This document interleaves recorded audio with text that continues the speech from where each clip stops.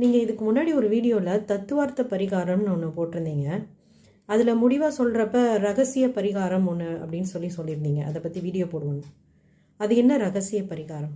அதான் ரகசியமான பரிகாரம் ஆச்சு. அதை எப்படி சொல்றது?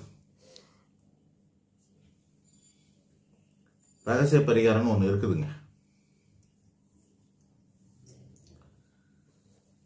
தத்துவார்த்த பரிகாரம்னா இதுக்கு அதுன்ற மாதிரி ஒரு தத்துவத்தை அடிப்படையில் வைக்கிறது. இப்போ அம்மியை மிதித்து அருந்ததியை பார்த்து தாலி கட்டி எல்லாம் இந்த அம்மி மிதி அருந்ததியெல்லாம் பார்க்குறாங்க இல்லையா, அதெல்லாம் ஒரு தத்துவம் தானே. அது பேர் தத்துவம். அதுக்கு பின்னாடி பெரிய தாத்பரியம் இருக்கிறது. அந்த தாத்பரியம் தெரியலனால அந்த தத்துவத்தை நம்ம பயன்படுத்திட்டு இருக்கிறோம். ஆக அது உண்மையா? நம்ம எங்காவது கல்யாண மண்டபத்துக்குள்ளே இருந்து யாருக்காவது அருந்ததி தெரிஞ்சிருக்கா? தெரியாது. மெட்டி எதுக்கு போகிறோன்னு தெரிஞ்சுதா? பல பேருக்கு தெரியாது. இந்த மாதிரி ஒவ்வொரு விஷயத்துக்கு பின்னாடியும் ஒரு தத்துவங்களுக்கு தெரிஞ்சு பண்ணுறது இல்லை. அந்த மாதிரி அந்த தத்துவத்தின் அடிப்படையில் பண்ணக்கூடியது தத்துவார்த்த பரிகாரம் தான். இந்த வாழை மரத்துக்கு தாலி கட்டிட்டு வெட்டுறதெல்லாம் தத்துவார்த்த பரிகாரம் தான் பேர். வாழை மரத்துக்கு தாலி கட்டிட்டு அப்புறம் அந்த வாழை மரத்தை வெட்டிடுவாங்க. ஸோ அதை மன ரீதியாக நம்ம பாவிக்கணும். இந்த வாழை மரம் தான் நமக்கான முதல் மனைவி அப்படிங்கிற மாதிரி.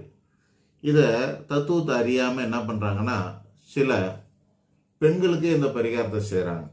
பெண்களுக்கு திருமண தோஷம் இருக்குது, 2ஆம் தாரம் தான் நிற்கும் அப்படின்னு சொல்லிட்டாங்க. அப்படின்னாக்கா முதல் தாரமாக வாழை மரத்துக்கு தாலி கட்டுறது. அதில் தத்துவம் இடிக்குங்க. என்னன்னா, தாலி கட்டிக்கிறது பெண்களா ஆண்களா அப்படின்னா, ஆண்கள் கட்டுவாங்க, பெண்கள் கட்டிப்பாங்க. இதுதான் தத்துவம். அதுக்கப்புறம் வச்சுக்கிறாங்களா இல்லை கட்டி மாட்டிக்கிறாங்களா ஆணில மாட்டிக்கிறாங்களா அப்புறம் விஷயம்.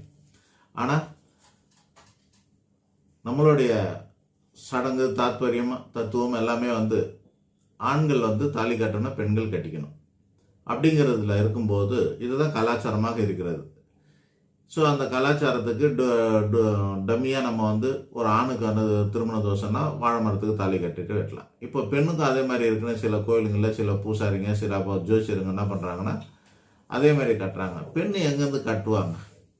அவங்க கட்ட முடியாது. எப்படி கடவுளுக்கு பூசாரி தாலி கட்டிடுவார், தாலியெல்லாம் மாட்டி கடவுளுக்கெல்லாம் உத்திரம் தை பங்குனி உத்திரத்துலலாம் நிறைய திருமண நிகழ்ச்சிகள்லாம் நடக்கும். அது எப்படி பண்ணுறாங்களோ அந்த மாதிரி பெண்ணுக்கானதை போயிட்டு இது பண்ணுறாங்க. அது எப்படி முறையாக இருக்கும்? அது